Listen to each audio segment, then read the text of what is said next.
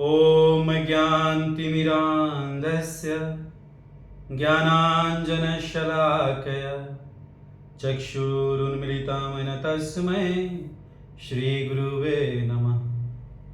नमो विष्णुपादाय कृष्णप्रेष्ठाय भूतले श्रीमते भक्तिवेदान्त स्वामिनिति नामिने। नमस्ते सरस्वते देवे गौरवाणी प्रचारिणे निर्विशेषशून्यवादी पाश्चात्यदेशतारिणे।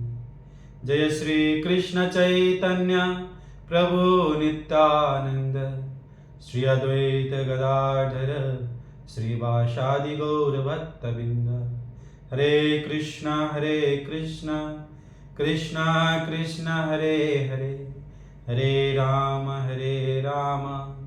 राम राम हरे हरे। हरे कृष्ण, दंडवत प्रणाम समस्त दर्शकवृंद में। हम श्रीमद् भगवद गीता यथारूप जो श्रील प्रभुपाद द्वारा लिखे हुए हैं, श्रील प्रभुपाद भूमिका में लिखते हैं कि श्रीमद् भगवद गीता में मौलिक रूप में 5 विषय वस्तु के बारे में चर्चा किए गए हैं। तो ईश्वर क्या है, जीव क्या है, ये भौतिक प्रकृति क्या है, समय अथवा काल क्या है और कर्म क्या है। यही 5 तत्व हम समझ जाए तो अपना जीवन संवर सकता है। तो ईश्वर, जीव, प्रकृति और समय अथवा काल के बारे में हम क्रमबद्ध तरीका से चर्चा किए हैं। आज हम कर्म के बारे में चर्चा करेंगे। तो श्रील प्रभुपाद श्रीमद् भगवद गीता की भूमिका में लिखते हैं कि ईश्वर, जीव, प्रकृति, काल तथा कर्म, इन सब की व्याख्या भगवद गीता में विशद रूप से हुई है। इन 5 में से ईश्वर, जीव, प्रकृति, काल शाश्वत है, लेकिन कर्म शाश्वत नहीं है, क्योंकि ये कर्म हम जीव समय अनुकूल परिवर्तन कर सकते हैं। कोई आज हाकिम है तो कल जाके व्यापारी हो सकते हैं।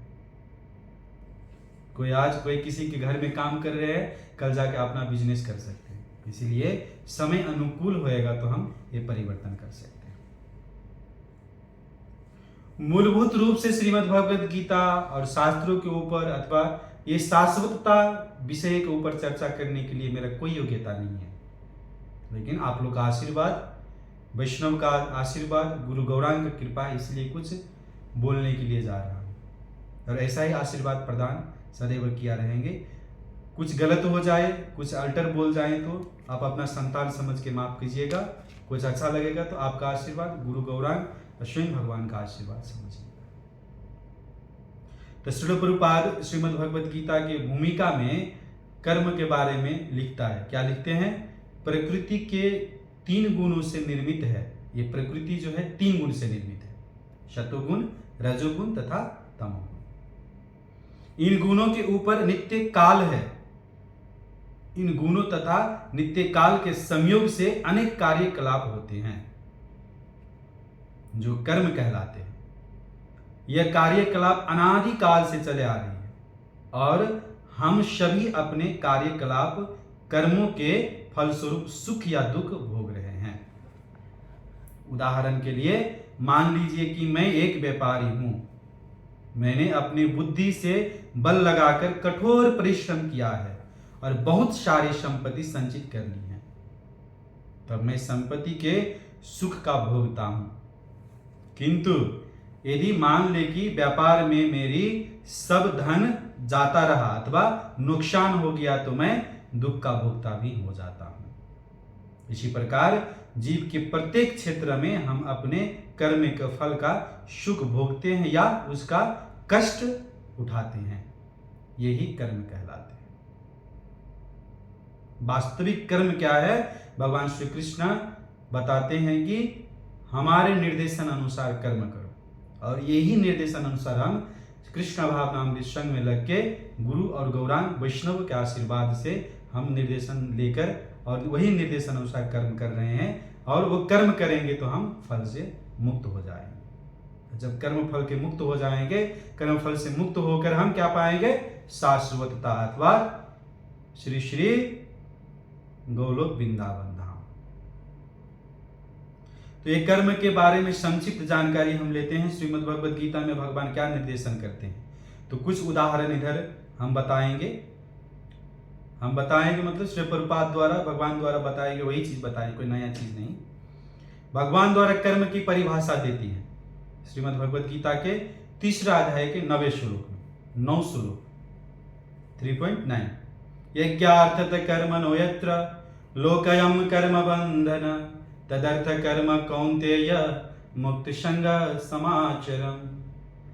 श्रील प्रभुपाद जी बोलते हैं यथा कर्म रूप करना चाहिए, यज्ञ रूप में कर्म करना चाहिए, अन्यथा कर्म के द्वारा इस भौतिक जगत में बंधन उत्पन्न होता है। अतः हे कुंती पुत्र, भगवान इधर कुंती पुत्र के द्वारा हम लोग को भी संबोधन कर रहे हैं।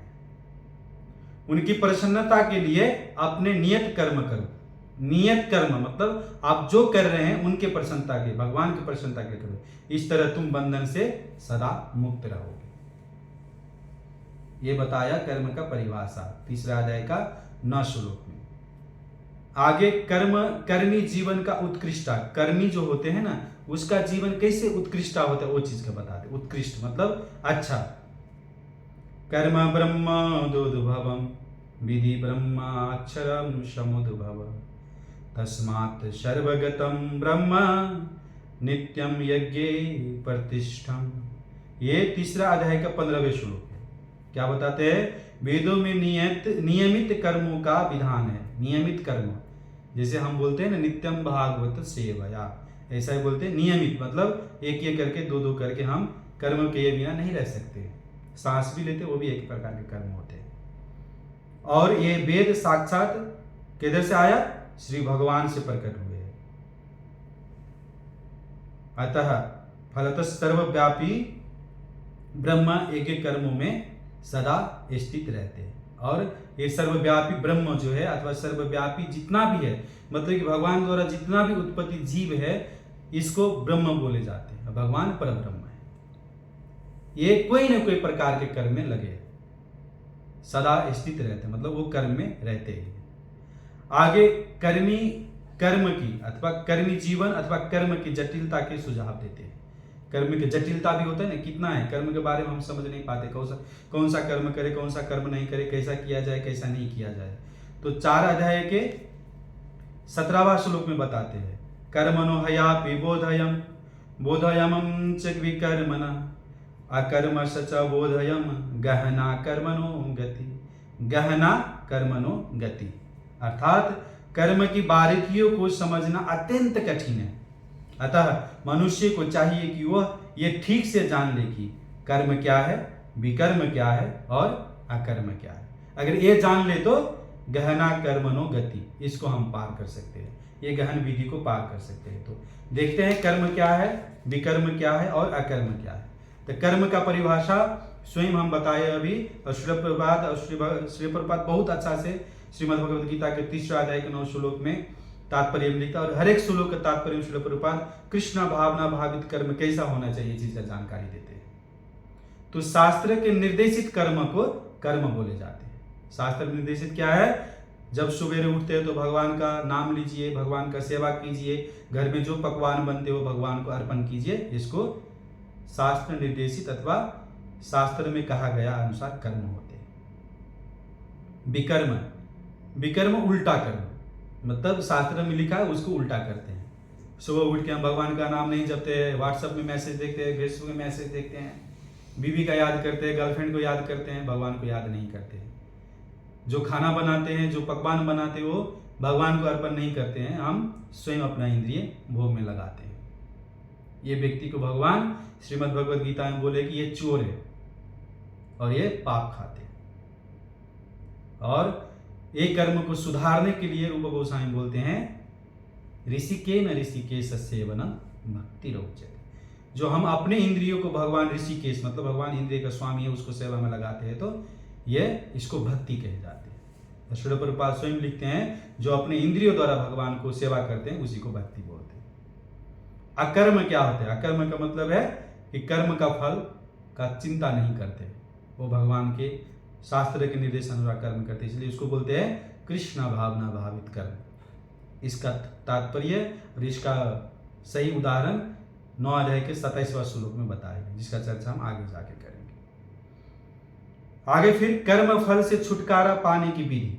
अब कर्म जो बहुत प्रकार के कर्म कर लिए हम, उससे छुटकारा कैसे मिलेंगे, तो चौथे अध्याय के 37वें श्लोक में बताते हैं, ये ते धामसी संमिदो अग्नि भरमस्मातम कुरुते अर्जुन ज्ञान अग्नि सर्व कर्माणि भस्मात कुरुते तथा। अर्थात जैसे प्रज्वलित अग्नि ईंधन को भस्म कर देती है, उसी तरह है अर्जुन ज्ञान रूपी अग्नि भौतिक कर्म के समस्त फलों को जलाकर नष्ट कर देती है।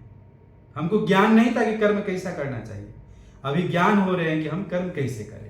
तो ये ज्ञान द्वारा हम कर्म करेंगे तो वो उसको जैसे अग्नि में हम विस्मृति डालते हैं, ईंधन डालते हैं तो अग्नि प्रज्वलित होते हैं, तो ऐसा ही करके ज्ञान रूपी अग्नि में हम अपना कर्म फल को डालेंगे अथवा कर्म को उभरने के लिए समस्त फलों को डालेंगे तो वो हम जल के वो भस्म होके हम कृष्ण भावनावत कर्म में सरल तरीका से लग सकते हैं।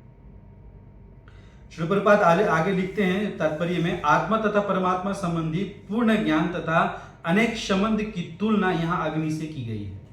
यह अग्नि न केवल समस्त पाप कर्मों के फलों को जला देती है अपितु पुण्य कर्मों के फलों को भी भस्मान अथवा भस्मात करने वाली है।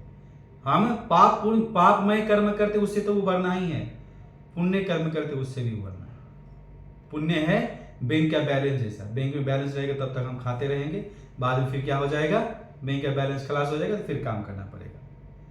उसी श्लोक के तात्पर्य में अथवा मतलब कि 17वें श्लोक के तात्पर्य में श्रीमद् भगवद गीता के चौथे अध्याय के 17वें श्लोक के तात्पर्य में श्रील प्रभुपाद एक शास्त्र से उदाहरण देते हैं। क्या बोलते, उभे उहे वैस एते तरस्यमृतम साधव साधुनि। अर्थात मनुष्य पाप तथा पुण्य दोनों ही प्रकार के कर्मों को जीत लेना चाहिए। जब भगवान के शरण में जाते हैं और शास्त्र और गुरु के निर्देशन काम करते हैं तो ये जीता जाते हैं। फिर आगे बोलते हैं भगवान निर्देशित कर्म अथवा सरल तरीका से समझे तो अकर्म क्या है। तो भगवान श्री कृष्ण 9 अध्याय के 27 श्लोक में बोलते हैं, यद करोसि यद अस्नासि यजुहोसि ददासि यद तपस्यसि कौन्तेय तद कुरु मत अर्पणम। अर्थात हे कुंती पुत्र, तुम जो कुछ करते हो, जो कुछ खाते हो, जो कुछ अर्पित करते हो या जो कुछ दान देते हो और जो भी तपस्या करते हो उसे मुझे अर्पित करते हुए करो, नॉर्मल तरीका से। आगे ये संसार के हर एक जीव अपना दैनिकी भोगने के लिए कुछ न कुछ कार्य करता है, इसलिए हमें अपना दैनिकी को भी जो करना है शास्त्र और गुरु के निर्देशित कार्य अभ्यास करना चाहिए। शास्त्र और गुरु के निर्देश अनुसार कार्य करेंगे तो हम भवबंधन से पार हो जाएंगे। और ये कलयुग परिवेश में, अभी के परिवेश में क्या है, सब आदमी को शॉर्ट चाहिए। जैसे कि हम फेसबुक पेज में अथवा फेसबुक में भी डालते हैं ना, स्टोरी डालते हैं, स्टोरी कितना का होता है, 20 सेकेंड का होता है। यूट्यूब में शॉर्ट मिलता है 1 मिनट का। तो छोटा छोटा चीज चाहिए, लेकिन बाबा रे छोटा चीज मिलेगा तो हम सब कुछ नहीं समझ पाएंगे। तो भी हमारा शास्त्र में अथवा विद्वान लोग जिसको हम गुरु आचार्य बोलते हैं, वो लोग बहुत समाधान तरीका से कलयुग के लिए 4 चीज बताए। उसमें से श्रीपाद शंकराचार्य जी बहुत सरल तरीका से 4 चीज बताते हैं। अगर ये 4 चीज हमारा जीवन में उतर जाए तो ये जीवन सफल हो जाए।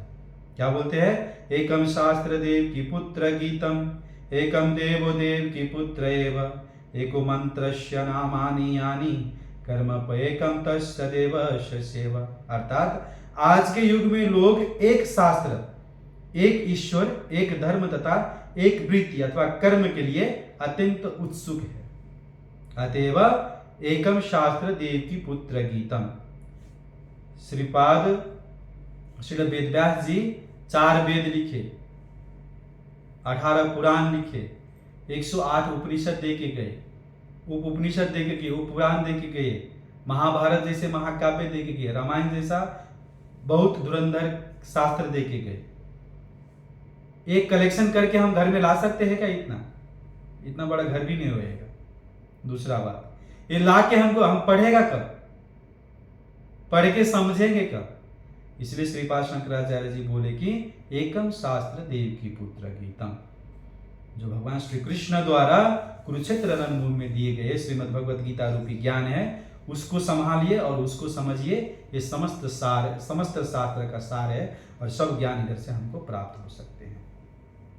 ज्ञान प्राप्त करने की विधि क्या है? एवं परंपरा प्राप्तम, गुरु परंपरा में रह के ज्ञान प्राप्त करना चाहिए। आगे श्रीपाद शंकराचार्य जी लिखते हैं एको देवो देव की पुत्र एवं, मतलब देवलोक अनेक है लेकिन उससे उत्कृष्ट भगवान श्री कृष्ण है, जिसको ईश्वर बोले जाते हैं। चैतन्य चरितामृत में बोले एकले ईश्वर कृष्ण आर सब भृत्या, एकमात्र ईश्वर कृष्ण है और सब कौन है? उसका दास है। स्वयं श्री वेदव्यास जी श्रीमद् भागवतम के पहला स्कंद के 3 अध्याय के 28वें श्लोक में बोलते हैं एते चांस कला पुंसन कृष्णास्तु भगवान स्वयं। उधर 24 नाम अवतार गनाए, तब उसका ध्यान आए कि कितना भगवान का नाम का अवतार हम गना सकते हैं। वो बोले कि ये जो गना दिया तो गना दिया, अब हम बोल रहे हैं कि एते चांस कला पुंसम, ये जो अवतार है ये आपका चांस मतलब ये आपका अंश अथवा कलाकारिता है और भगवान स्वयं आप है। इसलिए हम भगवान को रूप में श्री कृष्ण को समझना चाहिए और उन्हीं को सेवा करना चाहिए। आगे बोलते हैं एको मंत्रस्य नामानि यानि, और एक मंत्र अनेक मंत्र है। एक मंत्र वो क्या है? महामंत्र। जैसे हरे कृष्ण महामंत्र बोलते हैं, हरे कृष्णा कृष्णा कृष्णा हरे हरे, हरे राम राम राम हरे हरे। ये महामंत्र को अपने व्यवहारिक बनाइए, दैनिक रूप में जप और संकीर्तन करिए सब परिवार के साथ, और देखिए आपका जीवन में कितना सफलता प्राप्त होते हैं। और कर्म के बारे में बोलते हैं कर्मप्येकम तस्य देवस्य सेवा, उन्हीं देव को, उन्हीं श्री कृष्ण को सेवा करिए, यही कार्य भगवान की सेवा कहलाती है। अर्थात ये चर्चा में हम श्री प्रभुपाद द्वारा लिखे गए श्रीमद् भगवद गीता की भूमिका में जो कर्म के निर्देशित है वो चीज को बताएं, भगवान द्वारा निर्देशित कुछ श्लोक बताएं हम श्रीमद् भगवद गीता से, और श्रीपाद शंकराचार्य द्वारा दिए गए चार जो चीज सुझाव है वो चीज बताएं। ये समस्त सुझाव से निष्कर्ष ये निकलता है कि भगवान श्री कृष्ण का नाम रूप गुण लीला के समझने के सरल माध्यम हरे कृष्ण आंदोलन तथा हरे कृष्ण महामंत्र है, जिसे चैतन्य महाप्रभु ने बोला कि भविष्य में आके मेरा एक पार्षद अथवा एक भक्त इसको गांव घर में प्रचार करेगा। और आज देख रहे हैं हम आपने अपने सामने में कि अंतर्राष्ट्रीय कृष्ण भावनामृत संघ अथवा इस्कॉन द्वारा हरे कृष्ण महामंत्र श्रीमद् भगवद गीता श्रीमद् भागवत का प्रसार विश्व के हर गांव हर नगर और सरल तरीके से हर भक्त के घर में पहुंच रहे हैं। तो ये आशा है आप भी अपना जीवन सुधारिए और हरे कृष्ण महामंत्र अथवा हरे कृष्ण मूवमेंट हरे कृष्ण आंदोलन में लगे हुए कोई भक्त का निगरानी में रहिए, अंतर्राष्ट्रीय कृष्ण भावनामृत संघ के संग कीजिए और भक्तों को संग करके आगे बढ़िए। बोलते हैं साधु संग सर्वशास्त्र के लब मात्र साधु संग सर्व सिद्धि। तो ये जीवन का सिद्धि प्राप्त करना है, ये जन्म मृत्यु जरा व्याधि के चक्कर से आगे जाना है तो हमको सदैव हरे कृष्ण महामंत्र का जप करना चाहिए। यही विमर्श के साथ हम आज इसको कर्म देते हैं और आप लोग को धन्यवाद देते हैं। अब आप लोग से आशीर्वाद का आशा करते हैं कि ये चैनल को सब्सक्राइब कीजिए, लाइक कीजिए, शेयर कीजिए और अपनों को पहुंचाए। हमको आशीर्वाद भी प्राप्त होएगा, थोड़ा प्रचार भी होएगा, हमको आशीर्वाद मिलेगा। और सबको धन्यवाद है। आगे जाके हम फिर चर्चा विमर्श करते रहेंगे। हरे कृष्णा कृष्णा कृष्णा हरे हरे, हरे राम राम राम हरे।